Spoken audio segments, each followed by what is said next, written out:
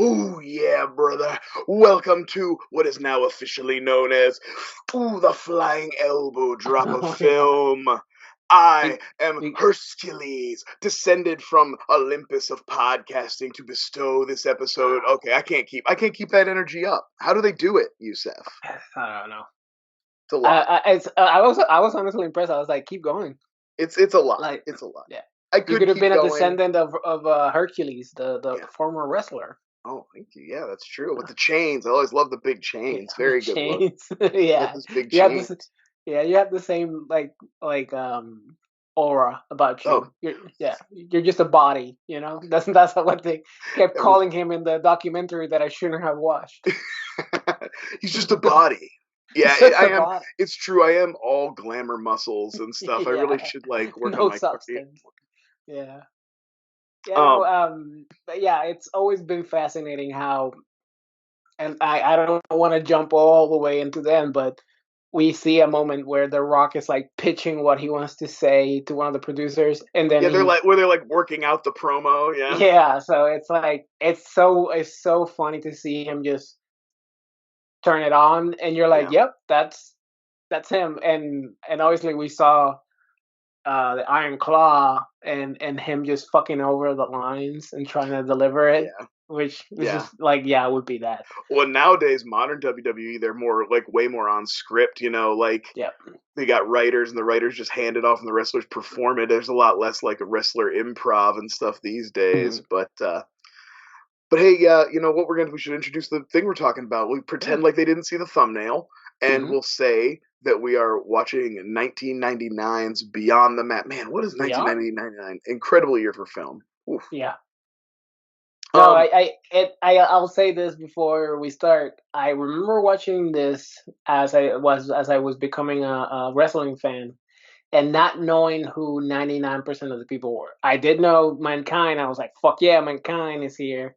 And The Rock, and oh wait, is that Stone Cold in the background? yeah, when the But WWE guys came on, you were like, yeah, you came alive. I know those. But now watching it and realizing the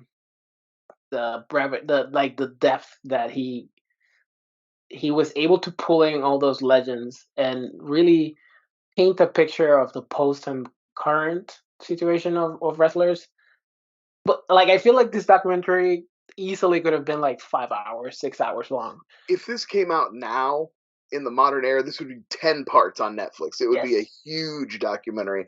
Um, I love this along with our the one we covered last time, Hitman Heart, were like the two that really broke open kayfabe for me and helped me understand the wrestling Yeah. business a lot more. Everybody growing up, knew it was fake, but like you never really knew what that meant. Like, because there's some things you can't fake, and this movie really gets into some of that shit.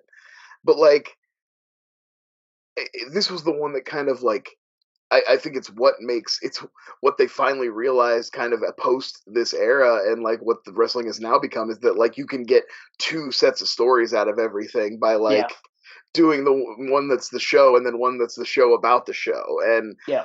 they've really kind of like tuned into that so much so that now you can't even tell the difference anymore. Now there's like a Yeah, third, they're starting to become a third beyond the reality stage here. which is funny because Vince, and I want to talk about a lot about Vince, but because of the news, but that came out recently. But Vince, when he's talking about Jake, he's like, I never knew who I was talking to.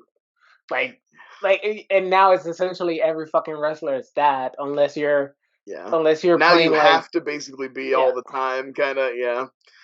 Yeah, well, and yeah, it's a lot less persona based. Everybody's persona now. You're not the Undertaker. You're not some character. You're your real name. You're using your real name. Basically, everybody wrestles under their, So, I but think Undertaker, like, now you even mention him, like, I think he was legit the last one to hold that wall, because yeah. he never did interviews, he never did anything outside of the ring, Once and he as soon as he retired, like, retired, yeah, he yeah. opened up a little bit after that, and he was in No, like the the floodgates open. He was like talking shit about people. He was talking like the floodgates open, but I love that, during like, his and that's time, he kept that right, and like aura. the mentality of the old timers is that like no, you keep the business, and that feeds into what we'll eventually talk about with Vince McMahon and how like a business that's based on secrecy and deception can be kind of a haven for bad people. Abuse. Yeah. like Grizzly Smith, perhaps. Um, so this movie starts out with like a little. We should talk a little bit about the filmmaker. We just looked him up, Barry Blaustein. Yeah.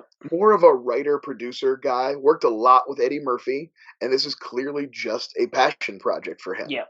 For But sure. it's produced by Brian Grazer and Ron Howard, which is Imagine Entertainment. So big production behind it. That's why he probably was able to So rope in much access. WWE at the time. Also, this is an era where Vince McMahon was still very much like he hadn't he hadn't totally closed the gap on all his competition, and he was open to all sorts. So like this, any publicity was good publicity to Publicity. him. Yeah. And nowadays, you definitely, it was probably pretty much right after this documentary, I would say, that they kind of tightened up the ship and WWE only produces their own documentaries now. Yeah. Aside More. from like showing up on A&E biography, but you have to like play the game. You have to like play by WWE's rules Yeah. and let them kind of spin the narrative. I still like amazes me that Dark Side of the Ring exists, and it existed for 4 seasons before it But if you got notice, canceled. most there's not a lot of people who are No, no, nobody. contracted with the Yeah, WWE don't appear on that show. no, no, no, no, no. But yeah, this is definitely due to the fact that is like it took him at least 3 or 4 years. This is one smack dab in the middle of WCW, Right. either or almost catching up or had already passed Yeah, them. this is the So heat. He's in like the and he doesn't. It's funny because when he's filming this, because he doesn't really go to WCW, he mostly does like smaller promotions and the WWE.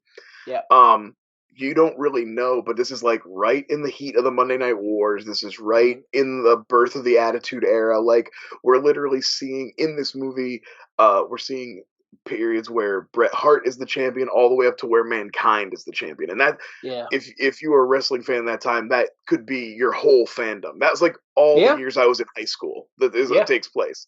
So um so yeah, it's a wide breadth, and like we said, if this came out now, it would be a huge. But he's got a few things he wants to focus on, and I did want to say that this documentary, and because of like what it covers and what we get into, especially with Jake the Snake, is like the reason that the movie The Wrestler didn't work on me. Like Mm. it's a good movie and it's a great performance, but I was like, I think everybody else was more shocked at how sad the life of, of an old pro wrestler is, and Yeah. I think I just already knew. I guess Yeah. it's so like that element didn't surprise me enough, and I was Did he just kind of do? like, oh, this Yeah. movie's Did he fine. do crack? Did he do crack? He didn't. Oh well, he's Yeah, fine. he's not even smoking that much crack. Yeah, he's fine. It's fine. Um, so we start out. Barry gives a little history on like his fandom, and I don't really need to want to say I don't care that much about the little flashback thing, film thing at the beginning. But I did like that it kind of mirrors a scene that is in the Iron Claw that we just saw, where after the big bad guy wrestler goes out and he basically gets into like a station wagon with his family that's pulling the trailer where they all Yeah. live because like that's life on the road, and I was just like it was Yeah. very familiar. I was like, oh, that's very. I knew that felt familiar when I saw it in the theater when I saw Iron Claw, and I was like, that's why. That's That's where true. it's from. That's true. But yeah, that Um, that had to be such a common reoccurring thing that happened, um, especially back in the territory days.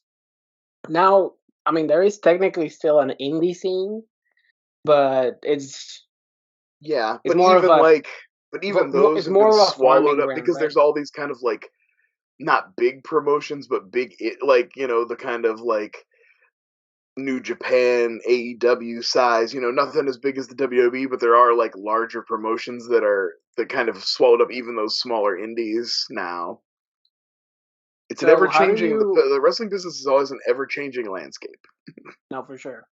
So how about we talk about? I think our main characters are first the small promotion that is trying to those two wrestlers and the shady ass fucking promoter Right. Well, that I really want to talk you about. got. I mean, obviously they actually got the WWE license. So they go to headquarters. You see Vince. They got the old WWE logo out. Yeah. So you got the WWE, and it's all its main characters of the era, mostly featuring like Vince, Mankind, and a little bit of like Draws and The Rock and some other guys. But that's so. Then we got the one you're talking about, which is all pro wrestling, Yeah. APW, with Roland, who they call out as a con man at the very He's end. cold.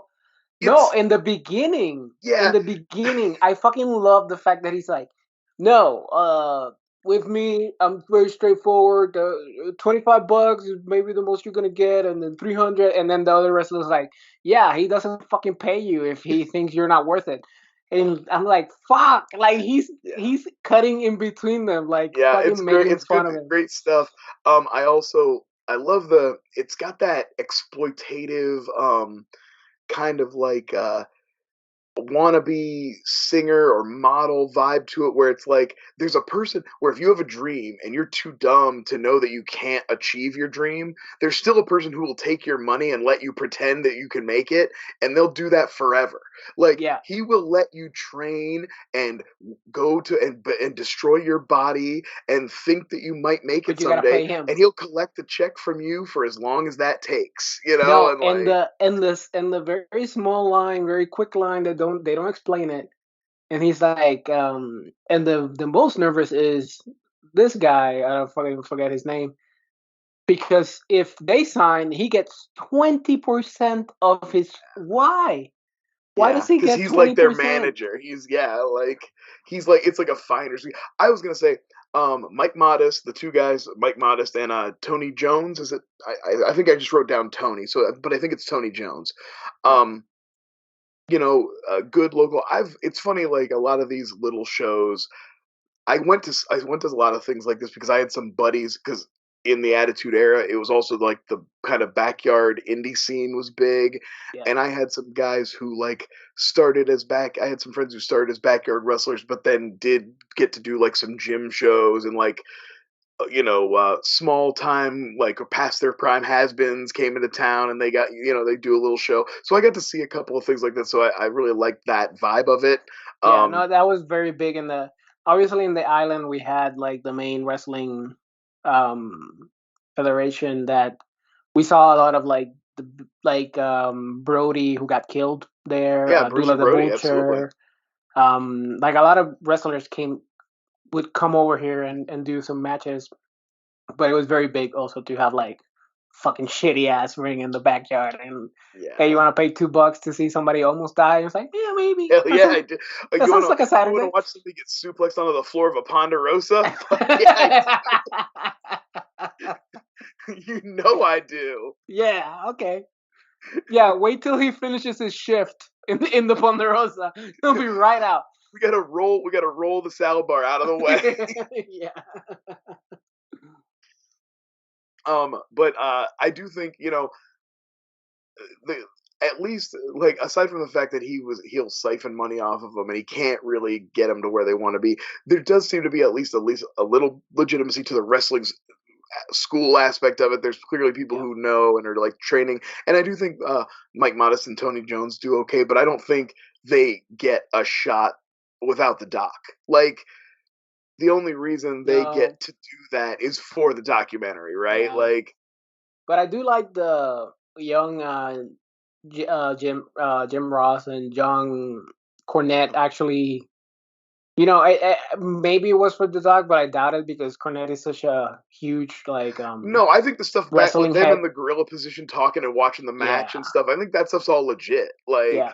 But I do love like when he was like giving them advice on not let the crowd dictate the moment. You dictate what the crowd. And it's like, man, that's such good advice for young wrestlers.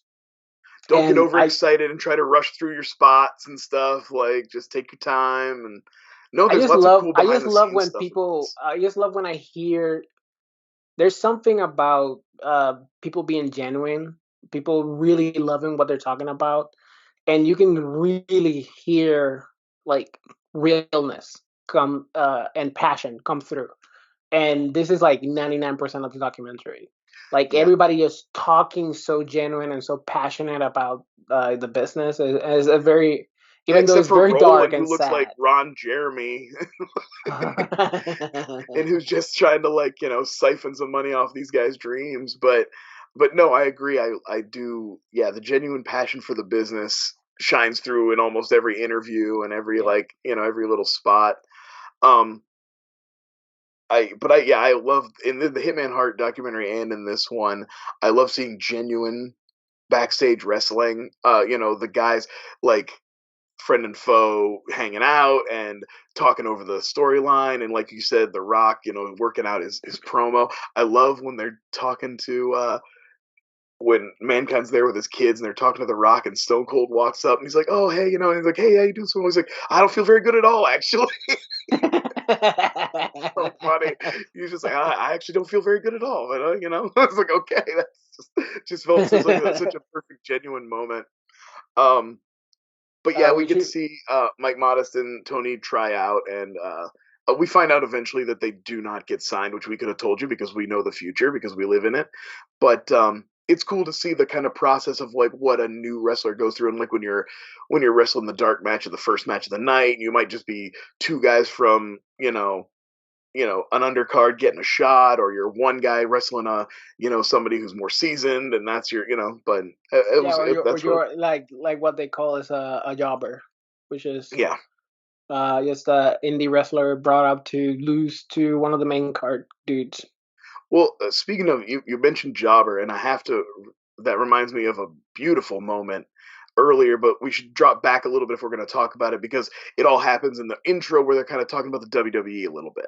So we get in and we get the kind of boilerplate introduction of what the business is, yada yada yada, and we get Vince an interview with actual Vince McMahon in his office, and he's in full this is in full Mr. McMahon mode. Like we are Yeah, well past. You can tell just by the way he's dressed that after the Montreal screw job. Like yeah, you just know. And he gives a little bit of his spiel. Oh, we make movies, and yeah, he's a gross creep. But we get to see Draws getting signed and the attempt to like make puke happen, which is such yeah. a funny moment. And you Um, can like that's when I was like, oh my god, like you can see the just like how perverted like Vince's brain works. He's like, well, then you puke on the ref or you puke on your opponent. It's like, why do you want to watch somebody actually oh, puke Vince on thinks some? bodily functions are so. He's a child. He's very Yeah, juvenile in his tastes, and he's also like renowned for his terrible character ideas. Like, you know yes. what I mean? Like so many stories of like him pitching these awful ideas. And so it's great to get to like see a little taste of that with this in this moment. Um I also love the intercut. This again, they're doing it's very good documentary filmmaking where he's talking about how they're the biggest company in the world, this and then cut to like just incredible being like the worst thing I ever did was stay signed with the WWE for as long as I did, and then Yeah, you mentioned jobbers, and I had to that's what made my mind go back to it because then they cut to Al Snow, legend, legend legend. Al Snow, sitting in the WWE locker room with a WWE t-shirt with a WWE logo right here, talking about how like he's underused and how if like Mhm. how he doesn't think they've done a good job with him, and I'm like just like it's so good, just giving zero fucks. And this is the era right before he would have created the Job Squad, which was like basically a group of jobbers who were always like taking losses, but they Yep. became, because it was the era of factions, they actually got heat by becoming a faction. And you got guys like Bob, and then they started the hardcore division and guys like Hardcore Holly and stuff, and it's they actually got legitimacy by doing the kind of shit that Al's kind of like the seedlings are here for that. It was very funny. I just love Al Snow just in his WWE logo T-shirt, just shit talking, just like no fucks to give, man. I've So always good. liked Al Snow and his weird persona. Like he always seemed like a parallel. Like him and Mankind rode the same parallel trajectory, Yeah, but kind of. but Mankind just went like this, and he just Yeah. stayed like this. Well, I think it's because, I mean, hands down, Al Snow was the better wrestler, but you cannot deny like what Mick Foley's wrestling mind brought: the characters, Yeah, he the really sold the it. Yeah. talking, the promos. Like he brought so much to that. And then of course he had a superpower, which was he could take punishment. We'll get Die. there. We'll Yeah. get there. Get there. First, we got to talk about another main character. I think we're ready to talk about Terry Funk. Terry Funk, baby. Oh Terry man. Funk being told, "Hey, you don't have any ligaments on either knee, and this knee is actually completely broken." And Me he's and my like, wife "Well, laugh about that scene all the time. The whole thing where he's like, "How long can I walk comfortably. The doctor's like, you shouldn't be able to walk You comfortably now. shouldn't be able to. You're clearly in pain and you're not telling anybody. You just like, I love that they intro him by showing him get out of bed in his tidy whities. Like that's such a Yeah. personal thing because you think about, you're just like, we're just watching this movie, but in reality, he had to let Barry Blaustein come in and legitimately wake him, because this doesn't feel like one of those fake morning wake ups where he's got no. Terry Funk was asleep. I'm surprised he Yeah, didn't blow a big ass his fart wife let before them he. in, and he's like, Yeah, wake him the fuck up." yeah. I'm surprised he didn't blow a huge fart getting up out of bed. It was that real. It was that fucking real. But we see Terry, and of course we get a little little montage of his history. Forever, forever, He's and so he's good, man. so we see him as a younger man in his tag team with his brothers and stuff. And then we see a little bit of the hardcore era of Terry Funk, and He's definitely one of the ones that I was like, I have no fucking clue who that guy is. But then when they started showing him with Mankind, I was like, okay, I get it. yeah, I yeah. get it. He's Well, it's like important. it's funny because I don't think when I first saw Beyond the Mat, I really knew who Terry Funk was either. But I had heard of, I knew about Mankind, I knew Cactus Jack, and I had heard of Chainsaw Charlie, which is Terry Funk. Yep. So like I kind of like, and then I pieced that together later, and then and kind of figured it all out, and then even went back, had to go back a second time and get my mind blown when I realized that he's Morgan in Roadhouse, and I had never known that either. And then I'm watching Roadhouse for like the millionth time, and I'm like, oh, that's Terry Funk right there, Yeah. the dude who looks. It's so funny because he's kind of modestly sized for a wrestler, but in the Yeah, real world, he's a giant. Like he's huge. I mean, he's 58 in this movie, and when he's like walking away, you see like his back definition. I'm like, Oh yeah, damn, Terry, you still jacked. yeah. He's got that hard old man body where it's like he's not necessarily, he doesn't look like Arnold Schwarzenegger, but like there's no wasted space on Terry Funk. Like everything's still working, you know. Yeah. Um, No, yeah. In Roadhouse, he has a thick neck. yeah, Thick. very thick and a thick fro to go with it. Yeah. Um, so we get to see a Terry. He does the ECW match. This is where we get a little introduction to ECW and Paul Heyman. Paul Um, Heyman, like, how far have you come? Huh? man, Taping those. literally doing promos in the basement at what Yeah. looked was probably his house, but looked like it could have been his mom's house. That's what I was gonna say. I thought it was like in his mom's house, and it's so wild, right? Because like you get like that's the definition of passion from him.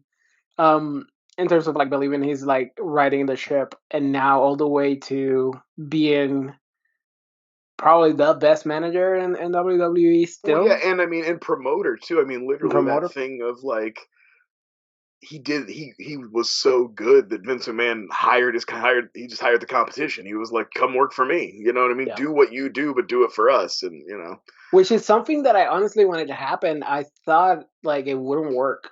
Like I kind of like an Eric Bischoff situation where like Vince wouldn't let Paul be Paul, and eventually they would part ways, but yeah, Paul has stayed there.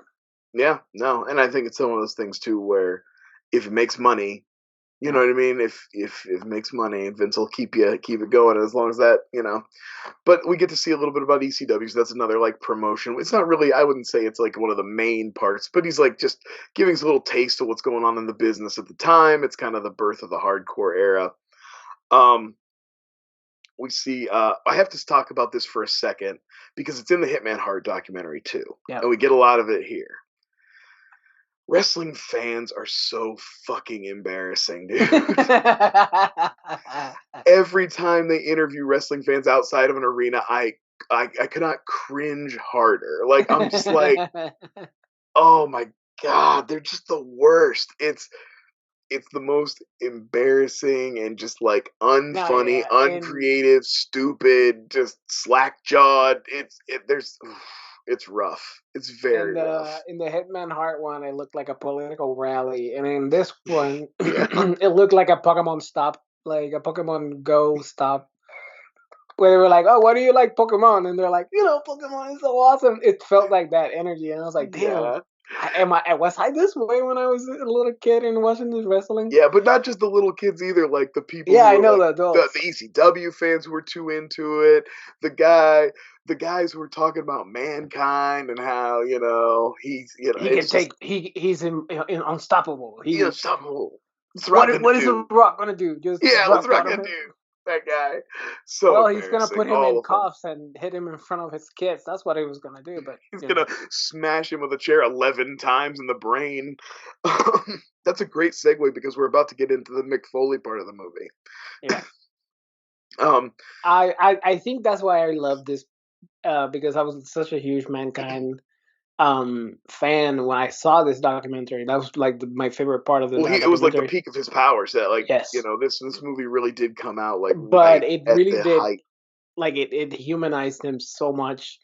And it's so weird to see the little girl because she's probably my age when this documentary kind of came out. I'm probably like 2, 3 years older than her, and now she's like this model, She's like an Instagram Instagram model or model. something, right? yeah, Yeah. it's so weird to turn back time to when we were both little kids. But the the crust the like the core of his storyline is him trying to convince himself that hey, this is just a job, I'm gonna be fine, whatever. My kids know what it is, my kids understand, it's just acting, it's a big boo-boo. And towards the end, like, Oh, it's so heartbreaking. what like I mean, there's no other way to put it. What he does is emotional abuse. He traumatizes those kids by taking them to Yes. that show, by I putting have them no in the clue front why would you take them to that one, you by know? putting them in the front row of that show. Is I mean, brutal, just brutal. Yeah, it's a an I Quit match with The Rock. It took place in at the Royal Rumble in '98, I think. And basically, yeah, he had his hands handcuffed, and The Rock unleashed like so many unprotected chair shots on him. I mean, I hate to think of the years, especially with what we know about CTE now. Oh yeah. Oh no, and How, that gash was oh, yeah, ridiculous. that was Like, heinous. and I always remember this scene because like him like getting his stitches and the daughter's like is that a does it hurt? Is this a boo boo? Blah blah blah. And him then saying to the camera like it was worth it, but if I see the Rock right now, I'd probably strangle him because maybe 1 or 2 extra shots shouldn't have happened. But He I even trust tells The him. Rock, you see The Rock come up to him after the match and they're talking, and he's like, did you see, you saw, I started to turn away from you and you came around the other side and hit me again. He's like, yeah, yeah. But when you turned away the second time, I tried to, I was like, dude, come on, man. Fuck me, man. People just, That they was way get too too much. into it, I bet The Rock was just feeling it. Yeah, yeah, no, And like everyone else, he bought into the it's invincible. mankind is invincible. I mean, God bless it. We get to see the Hell in the Cell dive, which I mean, just legendary. By God. That yeah, and him like kind of saying that his second bump doesn't take enough credit than his first, which Going I through the top of agree. the cage to the mat, he said was worse. Yeah, But yeah, but not only that is because he's already hurt from the first right. bump. So his body's already fucking screaming at him, stop, go home. And he's like, you know what, let's do it again. Yep.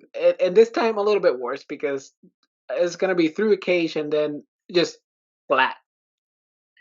But yeah, it's always I'm always happy seeing Mike. I think the other documentary I've seen of him is like Becoming Santa, which is Man. like it's so great too. So I remember that. Like, I don't think I ever watched it, but I do remember when that came out. yeah, I was just it's like, good pretty for good. him. I was It's like, good pretty for him. sweet. But the one scene that made me laugh is when he's finally cleaned up and he has his bandages, like huge bandages, Yeah, they and got he his head. goes, He's got like a comical, like cartoon yeah, bandage on his stupid. head. And he goes to like report to Vince, and he's like kind of as being sorry and like, dude, you were handcuffed. Like The Rock is the one that should be in here saying, you know what, it kind of did went a little too Well, far. that's and you see that dynamic with not just him. You see it with Brett in the last one, and the kind of like desperate seeking of approval these guys have for Vince. The like like he's the abusive father, he's the withholding, and to get like an attaboy from Vince is all you want. That's like the And sweet Vince was morsel also getting stitched up during the because he had a conversation. match with Stone Cold that night, Yeah, which that's what he was thinking about. He was just like, "What are you coming in here talking about? I just gotta, yeah.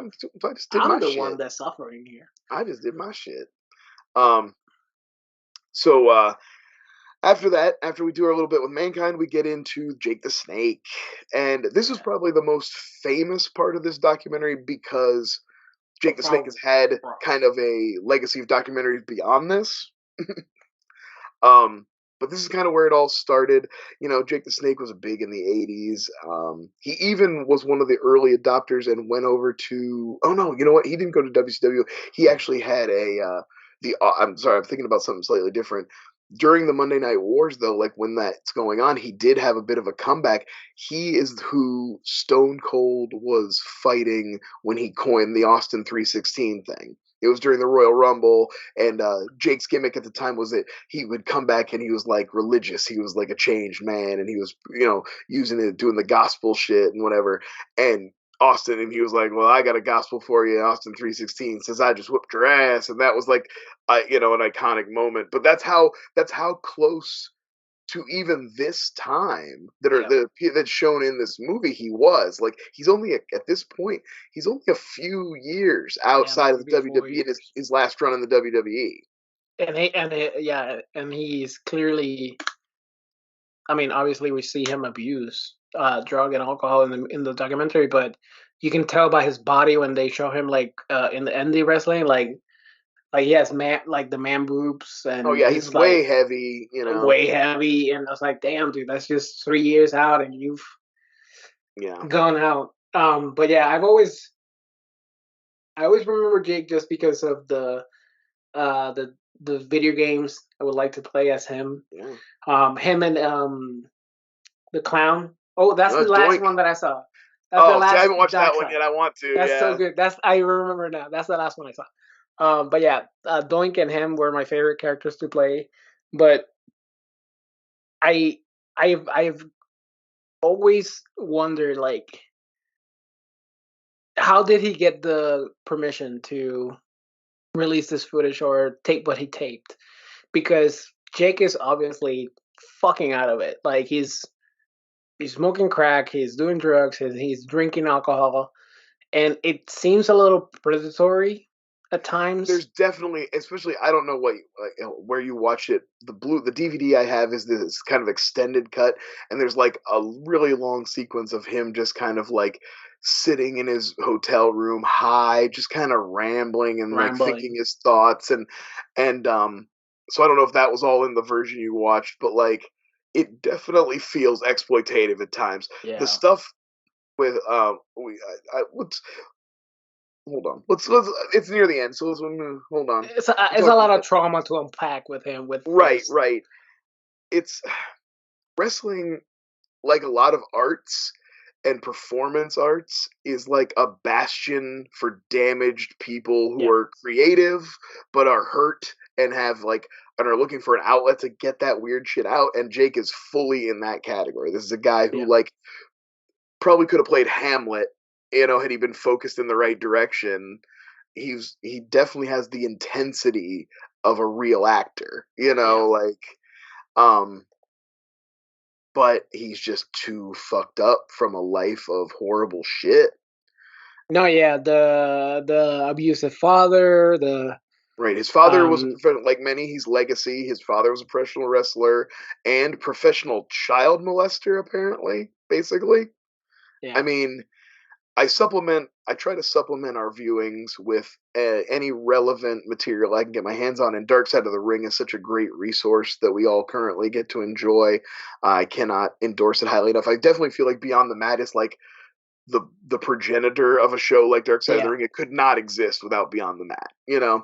And there's a whole episode about Grizzly Smith and Jake Roberts, and he has siblings who are wrestlers also. It's really great. So if you have access to Dark Side of the Ring, you should check that out. And so I won't do their work for them, but Grizzly Smith was a bad person, and it was like well known. He was like a disgusting creep who would scoop up little girls from dumb, unsuspecting families and take them on the road with him, and molested his daughters, and possibly made his Jake's stepmom like coerced her into molesting him. There's a lot of really gross, horrific shit in Jake the Snake's life. Yeah, and Um, then his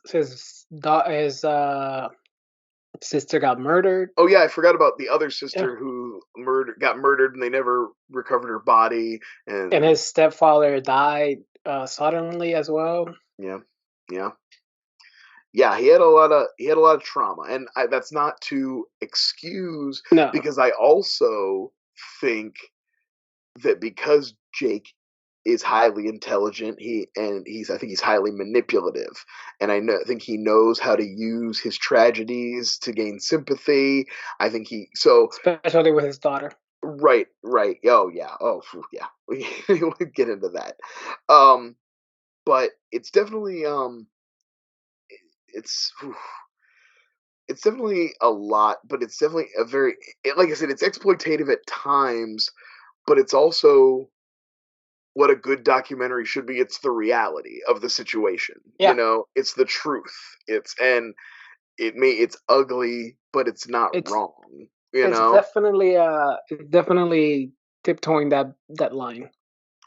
Yeah, you think I love earlier in the movie you see the APW show and you're like, wow, this is pretty low rent, and then you see the shows that Jake is at.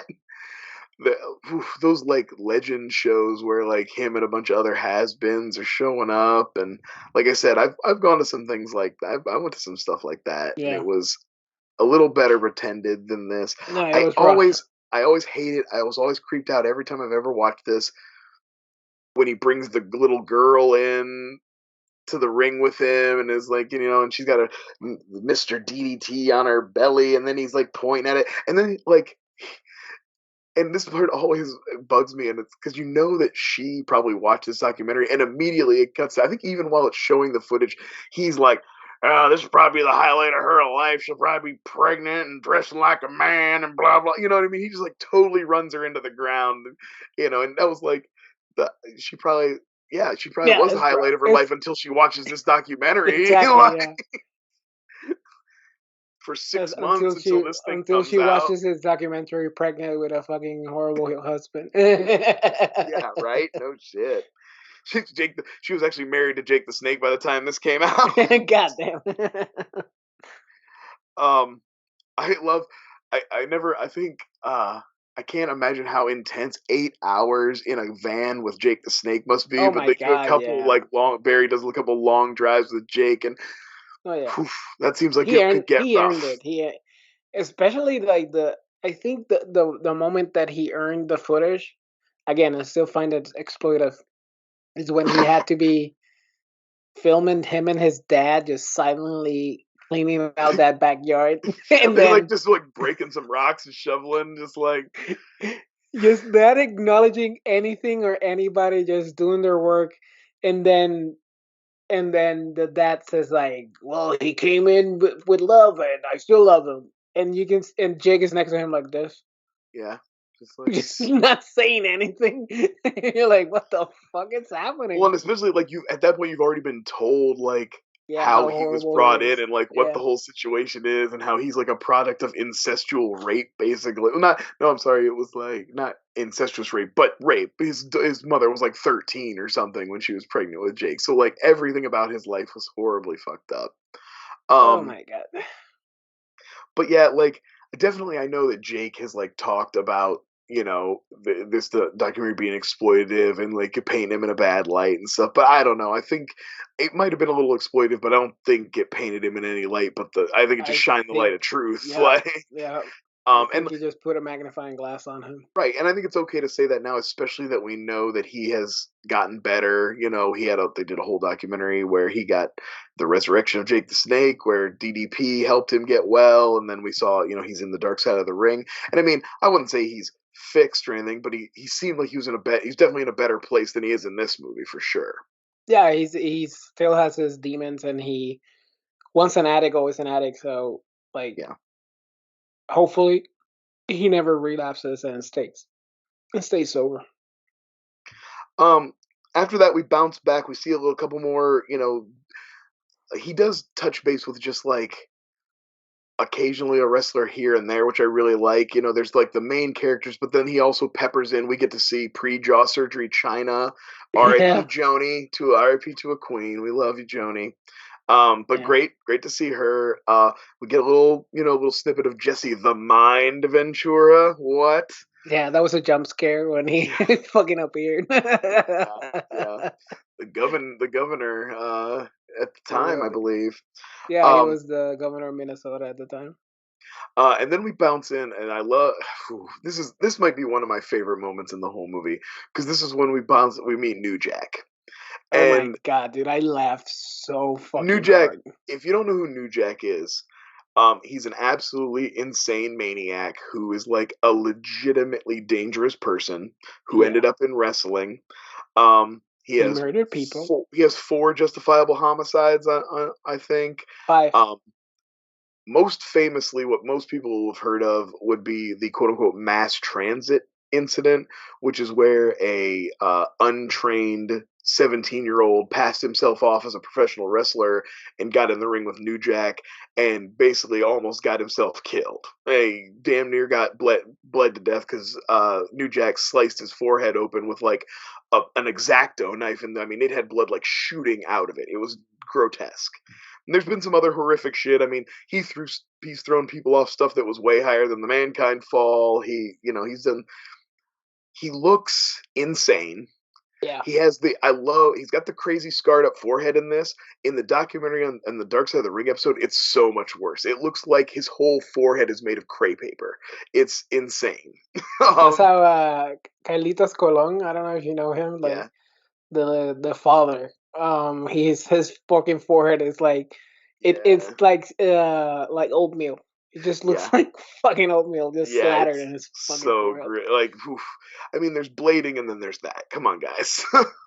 No, yeah, like like Carlitos Colon is because of Dula the Butcher and his fucking Yep. fork. The fork. Yep. Did he give him hepatitis too? Yeah. Abdul the Butcher. That's his finishing move. He really finished people Yeah, off. he really did finish people off. There's a dark side about him. I haven't watched Yeah, it. I haven't watched that one yet either. I know. Yeah. Um, but we so anyway, the best No, intro, yeah, New Jack all that City, yeah. intro, just to say that what I love about New Jack is the dude plays his angles and he knows what to do, and he knew he had this Barry Blaustein guy on the hook. Barry liked him. Oh, I wanted to mention about the mass transit thing too. This like horrific incident where New Jack ended up going on trial. He gets acquitted, but he went to trial for like I forget what the charge was. It wasn't attempted murder, but it was like something, some kind of assault and battery, Endangering children or something something. like that. But he ended Minor. up getting off because the guy had lied about his age and stuff, and but it basically everybody testified that the guy knew what he was getting into and wanted to be there and yada yada yada. So anyway, New Jack gets acquitted, but that would have had to have happened like within the time of this documentary, which means Yeah. that like all that shit and like horrible shit, New Jack being the kind of like poster boy for what was wrong with wrestling at the time and everything, and Barry was like, I'm taking this guy to Hollywood. Barry was like, that's my guy. That's my guy. I'm gonna introduce him to the horniest casting director I know. I love I see those I see those people. sexuality. What It's the funny fuck because are with you what we looking know about Barry, like he's a writer producer, so those are probably legit. I mean, this is all probably legit. He probably used his connections to at? get New Jack in a room with some friendly producers and some friendly casting people, and like, Fucking hilarious. oh mate, I mean, and New Jack like reads like one line. We barely get a taste for what Yeah. he can do, and like these To me people the are all. funniest to me the funniest like him, like the If horny you wrote these casting director. characters, they would feel over the top. Like you wouldn't believe them. If these characters Like showed up on like Seinfeld, they'd be too much. yes, no, they legit felt like Best in Show or like something something in those movies, and Yeah. the he's a leading man, so much sexuality and I love power that coming from him. she, at It's least the just like woman, has enough to be like, okay, no, come on, he's not Denzel. He's no, Denzel's buddy. Like, he's the guy. He's one of the guy. He could have yeah, played he's in the what background. rapper is it? Exhibit, who's in Training Day. You Yeah. know, he could have been Exhibit in Training Day. He could have been that. Like Yeah, it could off have to been the in the side. background. Yeah, He one of brings the Denzel's pistol to Denzel. Like he gives him the gun. Like he might could have been and that guy. a guy like that, he might get one or two really choice lines. He's not going to be the star of the movie, but he might get like a really sweet little joke or a really Yeah. funny little badass moment. Like perfect for New Jack, you know. He could have been like the UFC fighters now. Every now and again they appear in an action movie and you go like, wait, Conor this McGregor's about to be the like main yeah. bad guy in the new Roadhouse movie. Yeah. He's also the main bad guy in every girlfriend he's ever had's life. Yeah.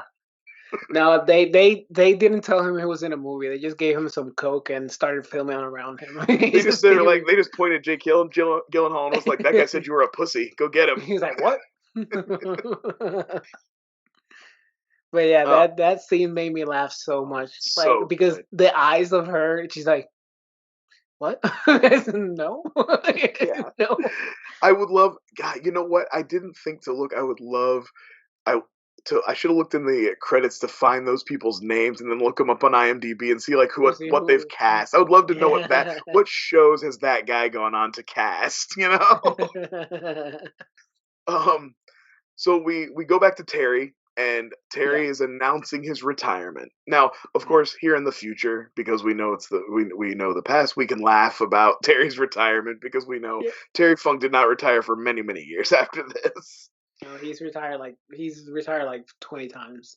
Yeah, but this is what we talked about earlier. They're setting up Terry's retirement show, and it's great because Terry does. They talk about it in the doc. He does the thing that no promotion can do. He brings stars from like every promotion. He gets Yeah. Bret Hart to be in the main event with him. There's like some other guys from like Which WCW. I found weird that he didn't do his last match with Mankind, given the fact that they've done so many matches together.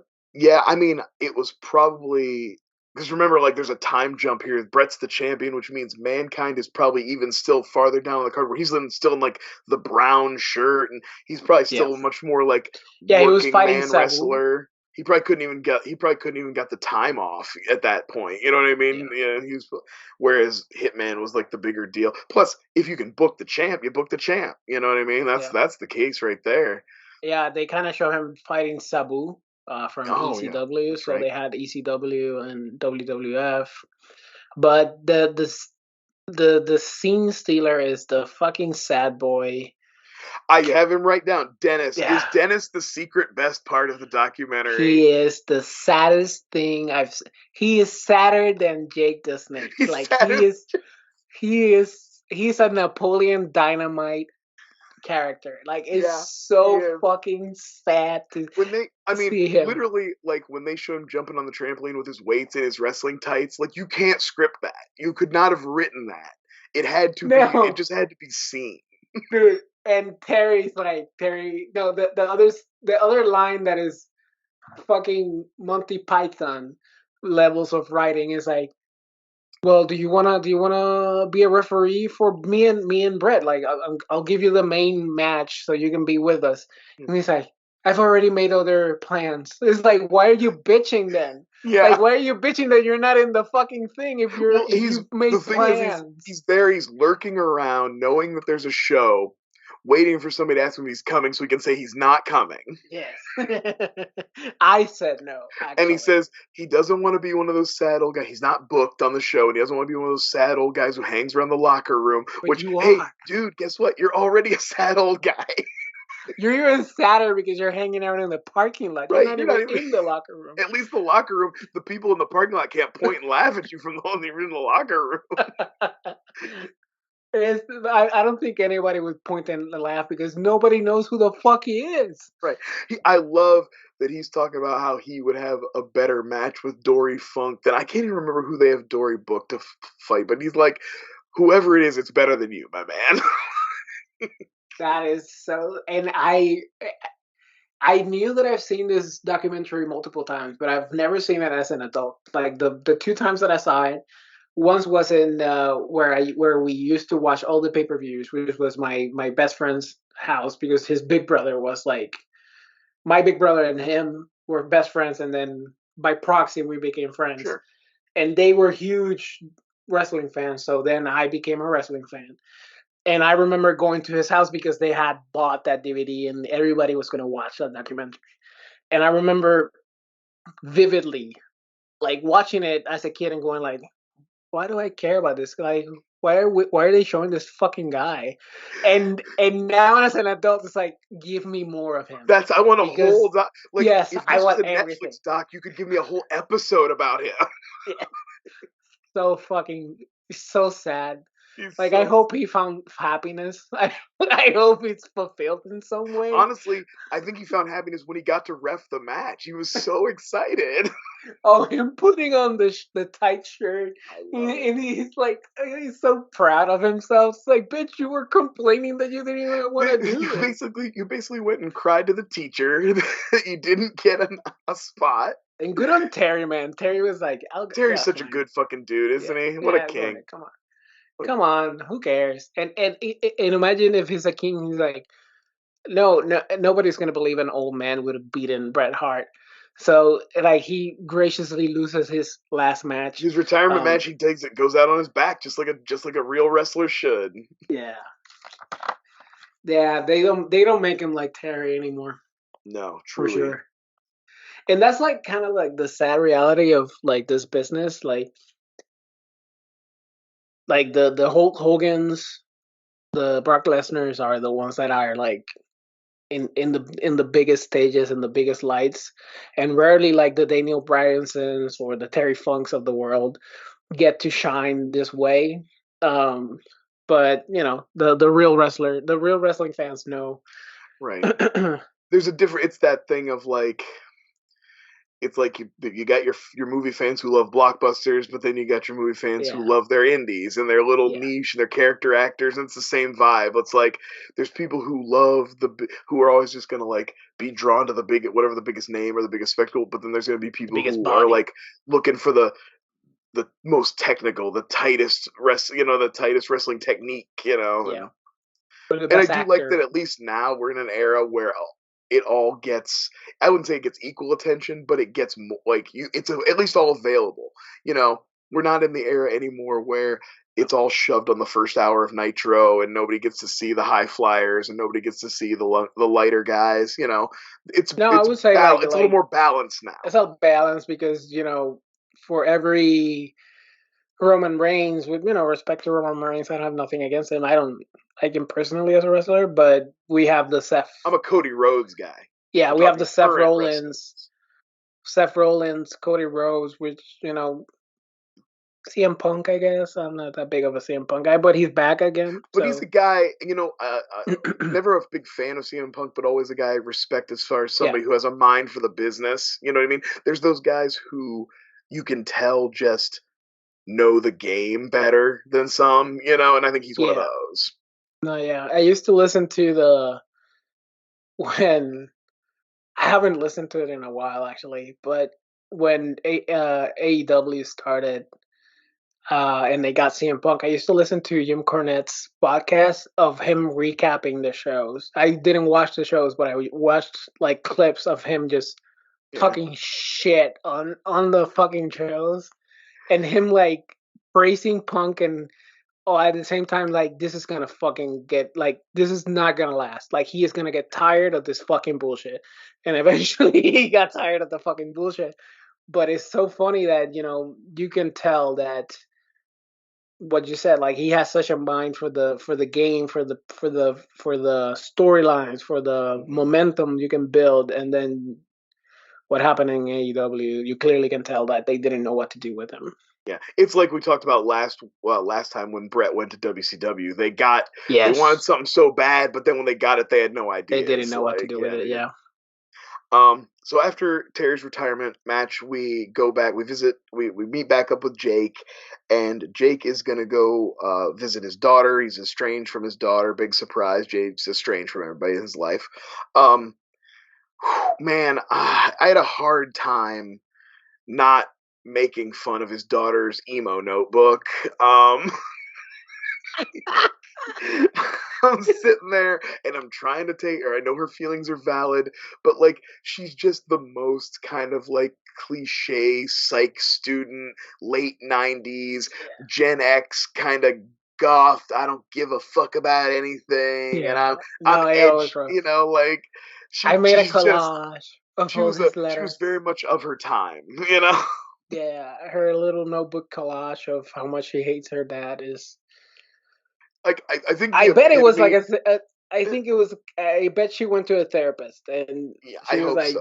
Well, she and was supposed to be a psychology major, right? That was her whole thing. I don't yeah, know. The epitome of it for me, of that kind of like pseudo intellectual edge lord kind of Gen X vibe she was cultivating, was the very end where she's like, I this quote by a wonderful, a wonderful poet, Sylvia Plath, and I thought she was gonna like hit us with like something insightful. I don't know a lot about Sylvia Plath's, poetry. because I'm not, because but you're not like, a English major.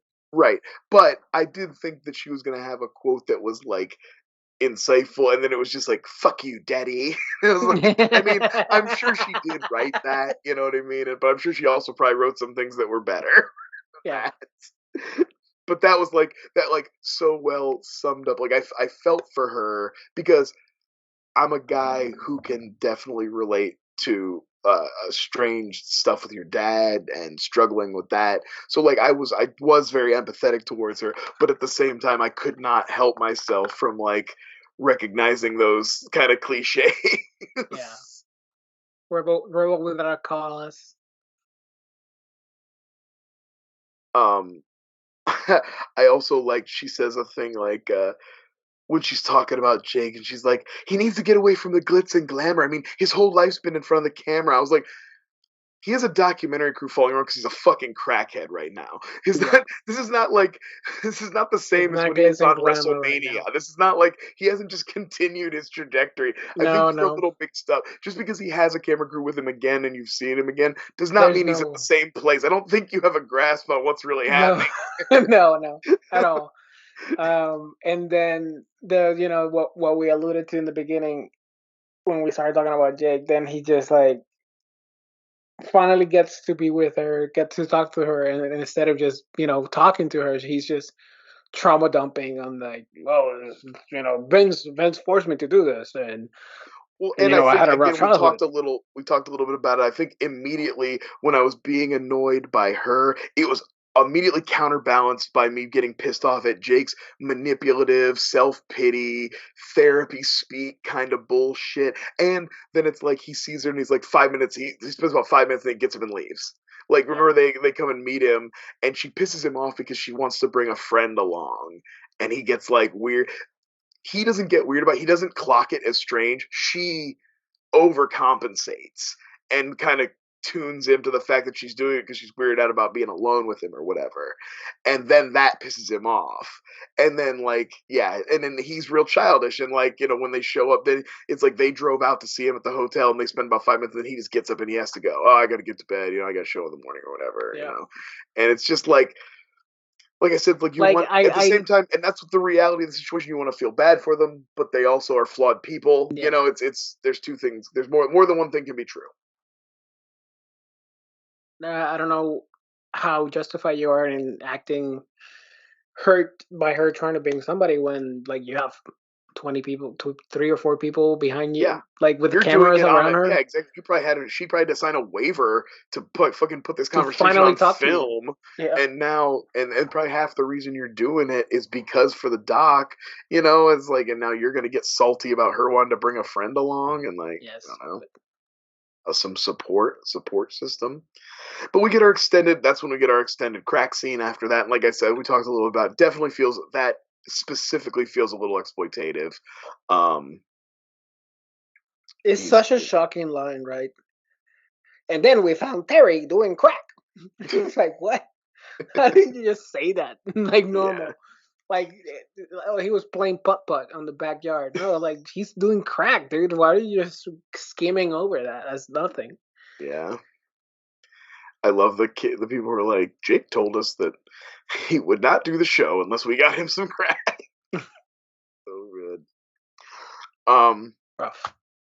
so No, wait. we kind of the Before we move away from his from okay, go Jake ahead. and finish out with Mankind, his description of his sex life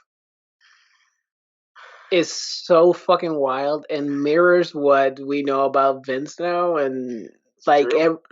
it gets like progressively perverted because you're not able to get a boner now with just two girls. You gotta The get a weirder boner. stuff you Yeah. get into, and then and then he talks about, he's like, and then that ruins your love life with your wife because you can't come home and like be a normal person and make normal love to your wife because you're a fucking Wild. sick monster now. And it's and you think about it like, That's what a lot of people say porn is doing to people. yeah, Too much, too much porn. that's why I've never watched porn. Yeah, I Um, stay I away too. only I only watch wrestling documentaries on porn sites. Um, I go to porn sites, but only because it's one of the last places you can still pirate. yeah, it's one of the few places that I can see documentaries. Um, but that's essentially like the rock stars and movie stars, and that's how you end up with the Epstein Island and stuff like that, because like this type of fame and this type of like lifestyle just perverts you to a point that you cannot be a fucking normal human being. Just masturbate to an image of tits in a printed page, you know? Yeah, It has to be weirder and weirder and weirder. And then you end up with a lawsuit where Vince McMahon is forcing women to have sex with wrestlers. yeah, he's basically sex trafficking women and like locking them into a. And again, that's like we talked about last time, how part of what has made the wrestling industry so interesting and has given it such a legacy of like these great stories like Dark Side of the Ring gets into is because of the secrecy of it and the kind of like every this kind of code of silence, but that has also led to, I mean, powerful men abuse their power out in the open. Imagine if also your whole culture is built around keeping everything a big fucking secret all the time. You know what I mean? Imagine that extra layer of difficulty that adds to try to get to go public or to try to get attention to something. It sounds like I said, I was thankfully the Vince McMahon thing is like mainstream news. I hope, Yeah, like, there's so many, God, how many, like, this guy's, I said the same thing. My mom's like, oh, I heard Vince McMahon's in the news. And I was like, yeah, he's just been a huge piece of shit forever and ever. And it's like the Donald Trump thing.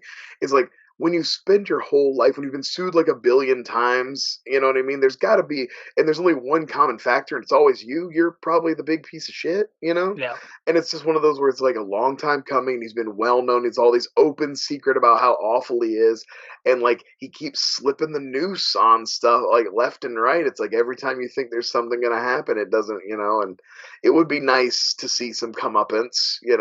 sure. It I doesn't mean, matter what you did to change the business. It doesn't, get a pass. at least he lost the position because he stepped away, and then Triple H built the Triple H and the people behind him build the company back up. Yeah, And then as soon as they merged with the UFC, he's like, "Well, I'm back. yeah. Me and my weird mustache are here." And My then he weird gets dyed sued. black hair and creep mustache. I Yeah. look like a fucking Then he dork. gets sued, and he's like, "Well, I'm gone. See, Yeah. have fun, guys." So at least that was partly consequences, but he's still fucking cashing checks and getting money, so it Oh hell yeah, doesn't he's gonna matter. die rich and comfortable, and Yeah. probably with very little consequences, unfortunately. But we can always dream that bad people get their comeuppance, and we can pretend that this is wrestling and There's the guys yeah. triumph, and. But yeah, we wrap up with kind of what we already talked about a little bit. Last thing is basically Mankind doing the Royal Rumble, and then kind of reckoning after that with the impact on his kids a little bit. And Yeah. honestly, it wasn't too long after this where he did step back a little bit and started becoming, he was like the general manager of Raw, and he would still wrestle like a couple times a year here Yeah, and he there became for more of a a while. comedic performer. Right, right. But he did eventually take a step back, so maybe this really did have an impact on him, but um, you know, I do watching like him. that he obviously now hindsight being 2020, or not hindsight being 2020, that's dumb, but like, having the foresight of future.